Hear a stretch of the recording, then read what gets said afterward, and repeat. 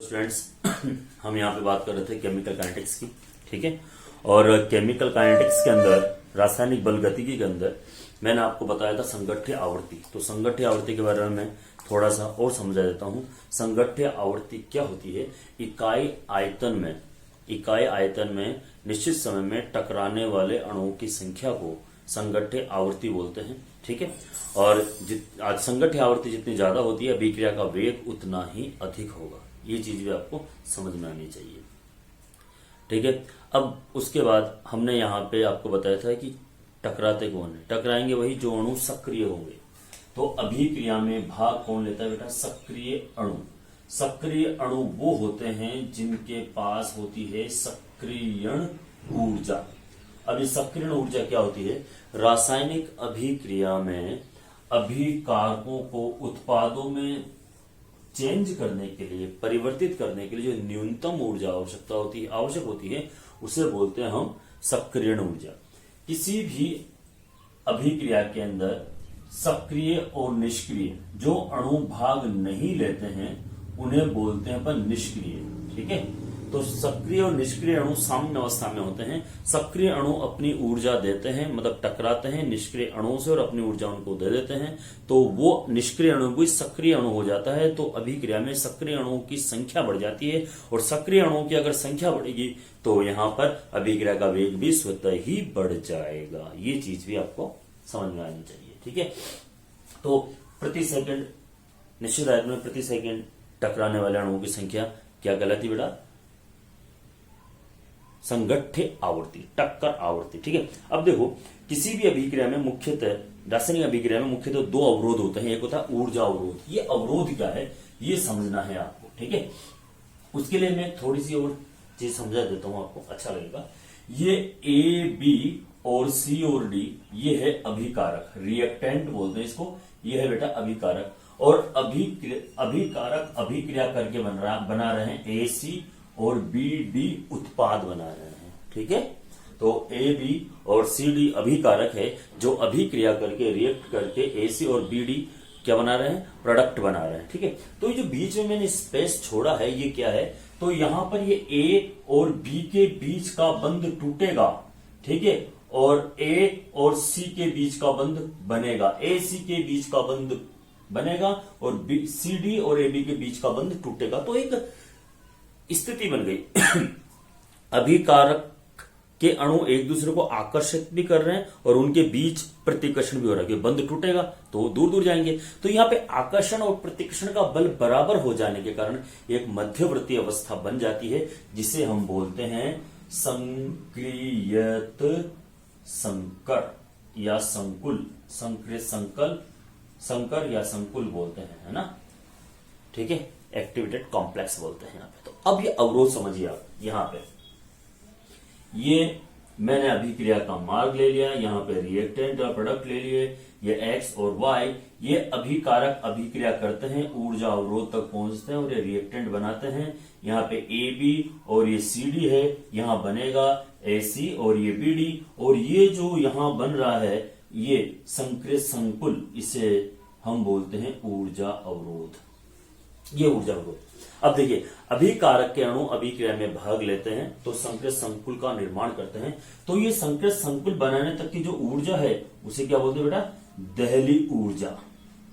ठीक है, और अभिकारकों को उत्पाद में परिवर्तित होने के लिए जो आवश्यक ऊर्जा चाहिए उसे क्या बोलते हैं अपन? संक्रियण ऊर्जा। समझ लेना, बहुत अच्छा टॉपिक है ये, संक्रियण ऊर्जा, है ना? Activation energy.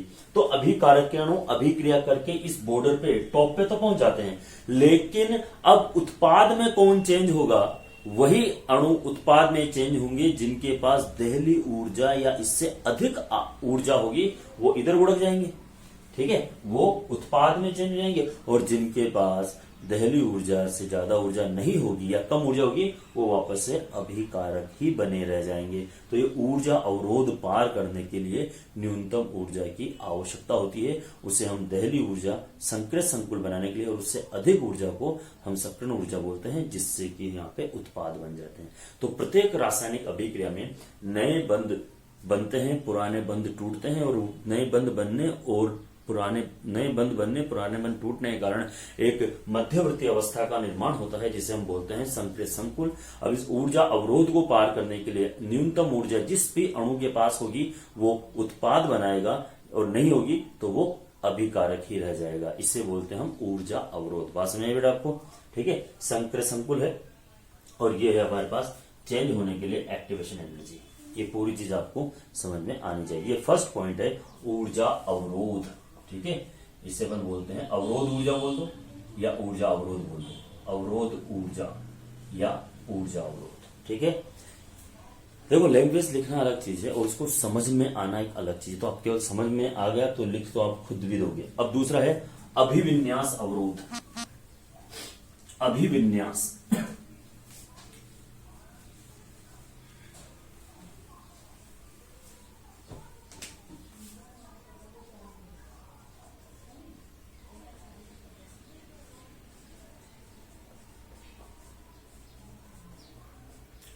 अभिविन्यास अवरोध। ये अभिविन्यास क्या होता है? देखिए, टक्कर अगर सही डायरेक्शन में हो तो वो क्षणिक होती है और प्रभावी होती है, और टक्कर क्षणिक होगी तो उससे उत्पाद शीघ्र बनेंगे। जैसे मैं एक कॉमन सा एग्जांपल लेके आपको समझाता हूं।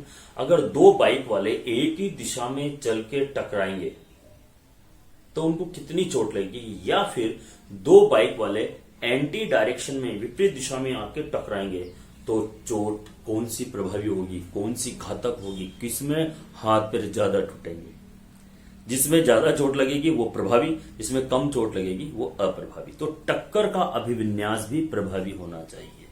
ठीक है, इसके लिए मैं यहाँ एग्जाम्पल लूंगा ऑर्गेनिक केमिस्ट्री का, और समझना पड़ेगा, बहुत अच्छा है। SN2 का एग्जाम्पल मैं यहाँ पे ले रहा हूं और फिर हम वापस आपकी बुक की बात करेंगे। देखिए, आपको पता है कि हम जब यहाँ पर अभिक्रिया करवाते हैं मेथिल ब्रोमाइड की किसी नाभिक स्नेह से, तो अभिविन्यास के कारण ये अगर सामने से अटैक करेगा तो समान आवेश होने के कारण ये इसको प्रतिकर्षित करेगा, तो ये टक्कर नहीं हो पाएगी, या मैं कहूं बहुत कम हो पाएगी। अगर ये अपना अभिविन्यास टक्कर की दिशा बदल ले और पीछे से टक्कर करे तो ये टक्कर ज्यादा प्रभावी होगी। आ रही है बात समझे? ये टक्कर क्या होगी बेटा? ज्यादा प्रभावी होगी और अभिविन्यास उचित होगा। तो इस कंडीशन के अंदर ये कार्बन Br बॉन्ड टूटता है और ये वाला बंध बनता है। ठीक है, आपने ऐसा देखा होगा और अंत में उत्पाद बन जाता है ये मेथेनॉल और ये Br। हालांकि ये डायरेक्शन इन्वर्स हो जाती है, लेकिन हम उस ऑर्गेनिक केमिस्ट्री के एग्जांपल को इनऑर्गेनिक केमिस्ट्री में या फिजिकल केमिस्ट्री में यूज में ले रहे हैं, इसलिए मैंने आपको समझाया। ठीक है, तो किसी भी अभिक्रिया को पूर्ण होने के लिए या अभिक्रिया को शीघ्र कंप्लीट पूर्ण होने के लिए अभिकारकों के अभिविन्यास अत्यंत आवश्यक होते हैं। अगर उचित अभिविन्यास में अगर टक्कर होती है, संगठ्य होता है, तो अभिक्रिया शीघ्र संपन्न हो जाती है, और अगर अभिविन्यास उचित नहीं होता है तो वो अभिक्रिया मंद गति से संपन्न होती है। ठीक है, अब हम यहाँ पे जो आपकी किताब में दिया हुआ है, बुक में दिया हुआ है, उसके बारे में बात कर लेते हैं थोड़ा सा। ठीक है बेटा, देखिए आपकी बुक के अंदर ये दिया हुआ है मुझे कि ये टक्कर हम यहाँ पे करवा रहे हैं N2O की टक्कर N2O से। ठीक है, तो ये संपूर्ण अभिक्रिया है NO2 रिएक्ट विद NO2, ठीक है, एंड फॉर्म N2O4। अब ये टक्कर किस डायरेक्शन में तो प्रभावी होगी और किस डायरेक्शन में अप्रभावी होगी, ये दोनों चीज आपको यहाँ पे समझना मेरे माध्यम से। ठीक है, तो यहाँ पे इसने बनाया हुआ है ये नाइट्रोजन का अणु और ये दो अणु ऑक्सीजन के, ये NOO प्लस। अब इसने यहां पे दूसरा बनाया है ये नाइट्रोजन का अणु, ये OO, ये नाइट्रोजन ऑक्सीजन ऑक्सीजन। ठीक है, अच्छा अब देखना दूसरा इसने क्या बनाया है बेटा? दूसरा इसने बनाया है ये नाइट्रोजन का अणु, ये ऑक्सीजन और ये ऑक्सीजन, और प्लस ये बनाया है इसने ये ऑक्सीजन का अणु,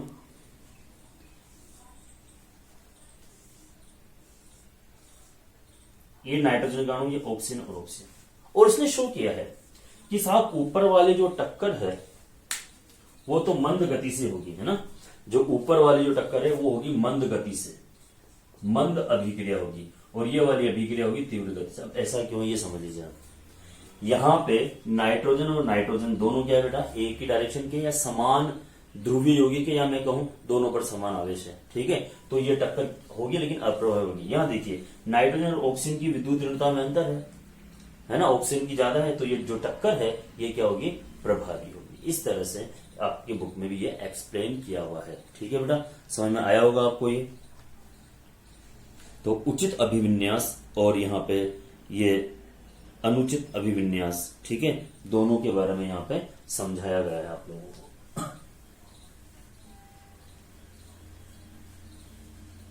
चलिए अब हम यहाँ पे बात करेंगे अभिक्रिया वेग की ताप पर निर्भरता, ठीक है। यहाँ पे एक चीज और है वो मैं आपको समझा देता हूं।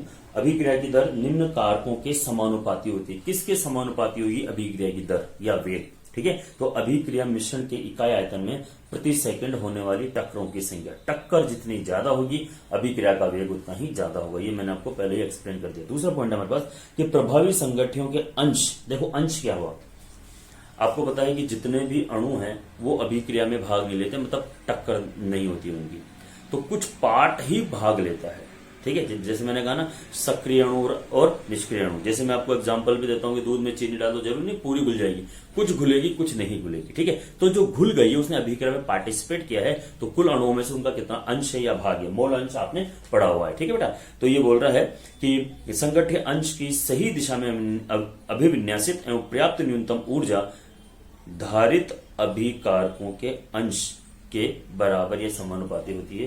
तो जितने अंश होंगे या जितना भाग पार्टिसिपेट करेगा अभिक्रिया का वेग भी उतना ही ज्यादा होगा। अब हम यहाँ पे बात करते हैं अभिक्रिया वेग की ताप पर निर्भरता। अभिक्रिया वेग की ताप पर निर्भरता।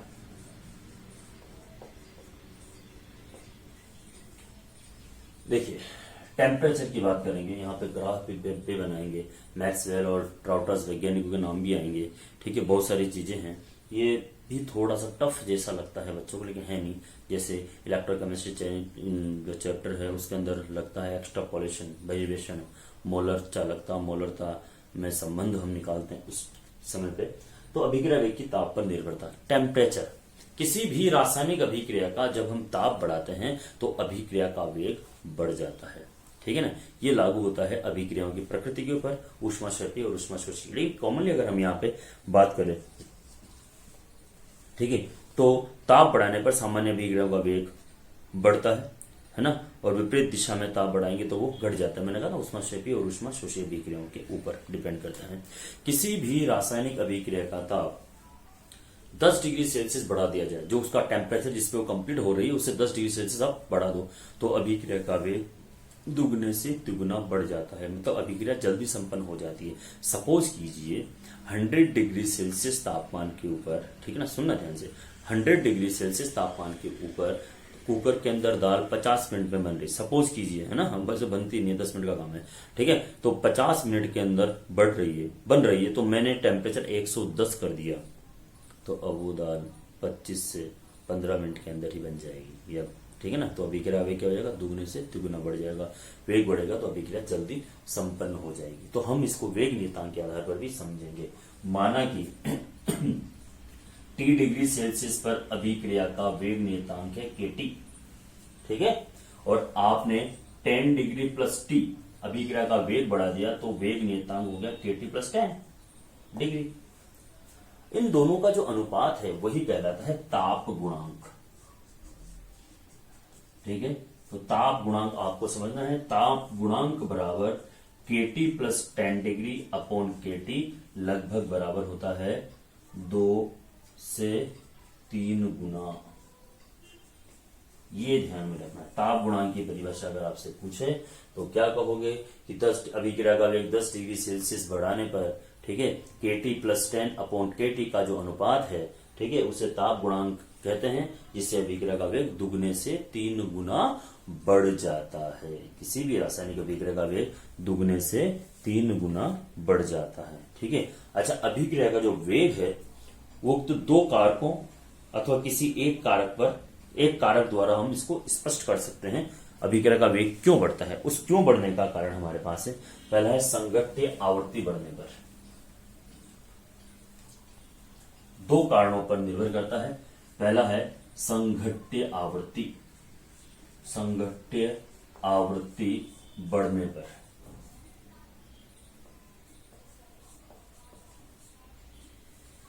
तो सबसे पहले हम यहाँ पे संघट्य की आवृत्ति बढ़ा रहे हैं, है ना, संघट्य आवृत्ति या टक्कर बढ़ने पर। ठीक है, तो हम यहाँ पे बात करते हैं आप लोगों से।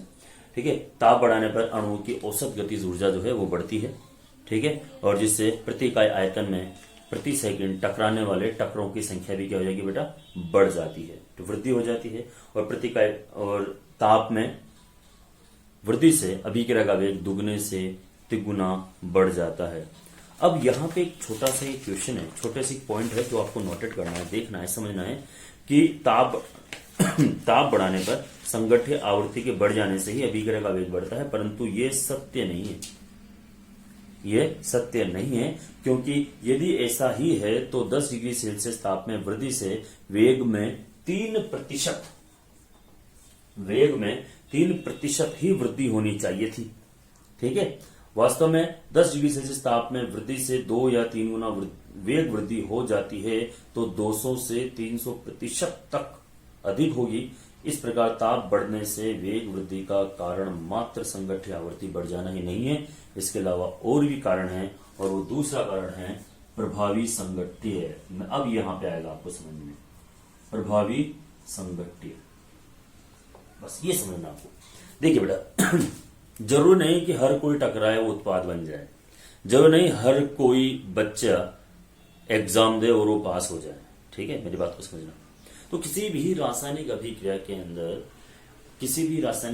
के अंदर जो अणु भाग लेते हैं उनके पास मिनिमम जो ऊर्जा होनी चाहिए वो सक्रिय ऊर्जा होनी चाहिए। अगर उससे कम ऊर्जा होगी तो वो उत्पाद में चेंज नहीं हो पाएंगे। तो किसी भी रासायनिक अभिक्रिया का वेग उच्च भी हो सकता है, कम भी हो सकता है, जीरो भी हो सकता है साम्य अवस्था में, ये ध्यान रखना है आपको। ठीक है, वैसे साम्य में जीरो होता नहीं है। तो यहाँ पर इस प्रभावी संघट्य को समझाने के लिए 2 वैज्ञानिक आए, एक तो मैक्सवेल, दूसरा है ट्राउटस। उन्होंने क्या किया कि अणुओं के ऊर्जाओं के मोल अंश निकाले। मोल अंश इन द सेंस क्या हुआ कि माना कि 100 अणु लिए हैं और 100 अणु में से केवल 15-20 अणु ने ही पार्टिसिपेट किया, तो केवल उनकी ऊर्जा काम आई, तो उन अणुओं की ऊर्जा बटा कुल ऊर्जा, और उसमें दोनों ने ग्राफ प्लॉट किया। ठीक है, और ग्राफ प्लॉट करके क्या देखा ये समझना है बस आपको।